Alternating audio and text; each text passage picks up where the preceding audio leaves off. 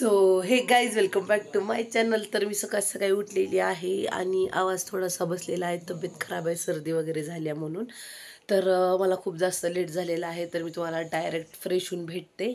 आता चला आंघोळ करूया, आज आपल्याला कुठेतरी बाहेर जायचं आहे. सो ही गाईज मी रेडी झालेली आहे. कशी दिसत आहे माझी इयरिंग्स वगैरे, हे सगळ्यात जास्त माझे फेवरेट आहेत. कशी दिसत आहे. तर आता मी दुकानी जात आहे, दुकानाकडून आम्ही तिकडे जाणार आहे, तर मी तुम्हाला डायरेक्ट तिकडे भेटते.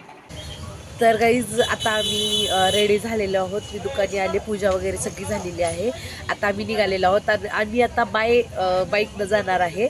तर शूट नाही होणार, आम्ही मस्त एन्जॉय करत जाणार आहे. मी आणि आई एका गाडीवर आहे, मामा आणि भैया एका गाडीवर आहे. तर मी तुम्हाला डायरेक्ट जेव्हा आम्ही निलंग्याला जाऊ ना तेव्हाच आता व्हिडिओ दाखवू. तर गाईज फायनली आम्ही पोहोचलेलो आहोत शेतामध्ये आणि बघू शकतो मामाचे मुलं मुली आणि माझी आजी, माझ्या मामी वगैरे छानपैकी तयारी करत होते आम्हाला जेवणासाठी. आणि तुम्हाला माहिती आहे का, आजचं वातावरण तर एवढं जास्त सुंदर झालं होतं ना की बस. आणि असं त्या कोपाला साडी आणि छानपैकी पूजा वगैरे मांडतात आणि एकदम अतिशय सुंदर प्रकारे त्याची पूजा करतात. आणि शेत आपल्याला एवढं काही देतं म्हणून शेतासाठी तरी एक दिवस पूजा केलीच पाहिजे. तुम्हीही नक्की करा असं मला वाटतं. आमच्या लातूर जिल्ह्यामध्ये तर खूप काही होतं. तुम्ही एकदा तरी असं काही बघितलेलं आहे का, मला नक्की कमेंटमध्ये सांगा. आणि त्यानंतर मला आजीनं नाही काहीतरी दिलं आणि आईनं काय म्हणली, सॉरी आजीनं काय म्हणली माहिती आहे का, की हे ना दिलं जातं म्हणली. अगोदरच्या काळात असं पत्रवाळ्या वगैरे नव्हत्या ना, अगोदरच्या काळात त्यांनी हे शेतात घेऊन जात होते आणि ह्याच्यात ते आंबील वगैरे पित होते, त्याच्यानं जास्त टेस्ट वाढत होती असं सांगत होती माझी आजी. तर एकदा मी पण ट्राय करते आणि तुम्ही पण एकदा ट्राय करा. तर आता मी त्याला छानपैकी काढून त्याच्यात आंबील पिणार आहे. त्याचं एक पान काढलेलं आहे मी सुंदरपैकी. तुम्ही पण ट्राय केले का, तुम्ही मला नक्की कमेंटमध्ये सांगा. आणि गाईज बघा माझी आजी, मी तिला म्हणले आजी फोटो काढूया, तर बघा माझी आजी कसं पदर घ्यायला लागल्या, किती गोड आहे माझी आजी. आणि हे आहे तम्मा भैयाची आई, त्यांनी पण हाय करा म्हणल्यावर त्यांना हाय करायचं समजत होतं, तर त्यांनी मला असं काहीतरी काय म्हणत होते. बघा माझी आजी हाय केली, माझी आजी अपडेटेड आहे. त्यानंतर हे सगळे उठत होते, बसत होते, ह्यांचं काय चालू होतं काय माहिती. त्यानंतर गाईज फायनली मी घेतलेलं आहे जेवायला. जेवणामध्ये मस्तपैकी आंबील होतं, खीर, उंडे, भज्जी, कांद्याची म्हणजे काय माहिती त्याला भज्जी, परत अजून कांद्याचं काहीतरी भरीत होतं, परत शेंगाची पोळी, बाजरीची भाकरी, परत ज्वारीची भाकरी, परत शेंगाची पोळी, चपाती, खूप काही होतं. सगळेजण वाढत होते आणि आम्ही मस्तपैकी फर्स्ट क्लासमध्ये जेवण करत होतो. गायत्री वाढत होती, मामी त्यानं आमच्यासाठी थांबले होते, पण गायत्री थांबली नव्हती. किती वाईट मुलगी आहे. तर चला आता मी चालू करणार आहे. एवढं सगळं जेवण बघून मीच विचार करत होते की मी एवढं कधी संपवणार आहे हे रामजी. पण खाणार तर आहे, मला तर खूप जास्त आवडतंय. तुम्ही पण या पटपटाने आपण खाऊन घेऊया. ज्या गोड मुलीचा बर्थडे आहे, हॅपी बर्थडे. थँक्यू. नाव काय तुझं सांग बरं, तुझं नाव सांग लवकर नाव सांग ना. तर गाईज आम्ही दुसऱ्या खोप्याला जात आहोत, म्हणजे आमच्या चुलत काकांकडे. तर मी केस बांधले थोडेसे, खूप गरमी आहे, ओढणी पण बांधलेली आहे. तर फायनली गाईज आम्ही आईच्या काकांच्या खोपीवर आलेलो आहोत आणि मस्तपैकी आम्ही इथं बघत आहोत. तर तेवढं छानपैकी काय लावलेलं होतं मी तुम्हाला सांगू शकणार नाही. हे काय म्हणतात ह्याला, हे हरभरा आहे, डाळे आपण जे खात होते. त्याच्या अगोदरचं काय होतं मला पण माहिती नाही आहे. मग आई असं भेटत होती, सगळेजण म्हणजे आईची काकू वगैरे खुश झाली होती. मला पण त्यांनी किती लाड केलं बघा ना, किती क्यूट असते ना. म्हणजे तिथल्या लोकांचं प्रेमच एवढं छान असते ना की बस.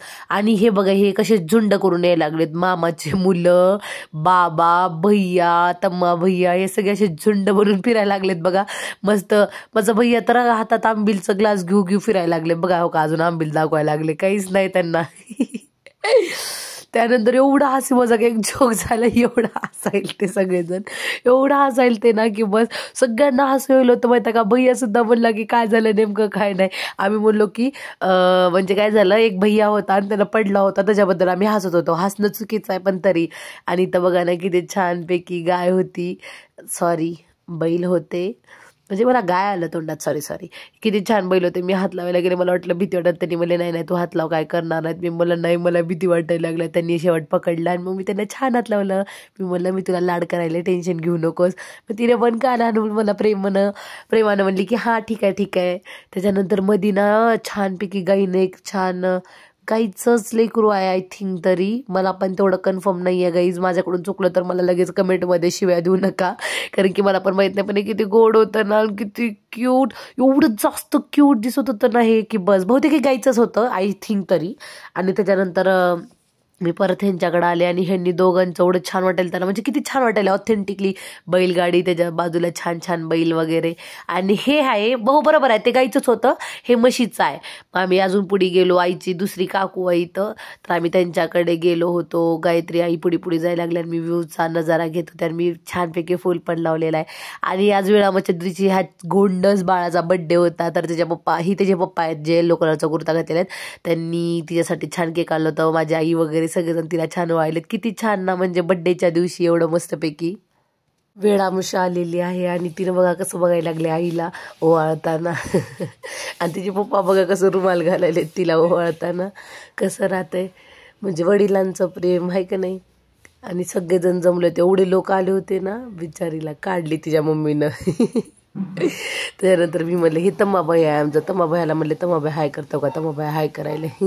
त्यानंतर सगळे लोक जमले होते, सगळे लोक एवढे खुश होते, तिला सगळेजण पैसे त्यांनी भेटले. तिची ह्या वेळेस छान पैकी बड्डे झालेला, एवढे लोक जमले होते, विचार करा तुम्ही.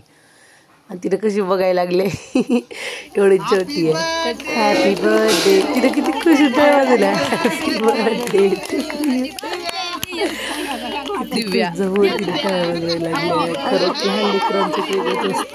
त्यानंतर आम्ही ते केक वगैरे कट केलो. आणि त्यानंतर आम्ही ना, हे एक तुम्हाला माहिती आहे का एक रिच्युअल असं की आपण वेळामुशा सेलिब्रेट करण्याच्या आधी थोडंसं इथल्या तिथंच म्हणजे जाळ पेटवायची असते आणि एक भगोनं ठेवायचं असतं आणि त्याच्यावर दूध उतू द्यायचं असतंय.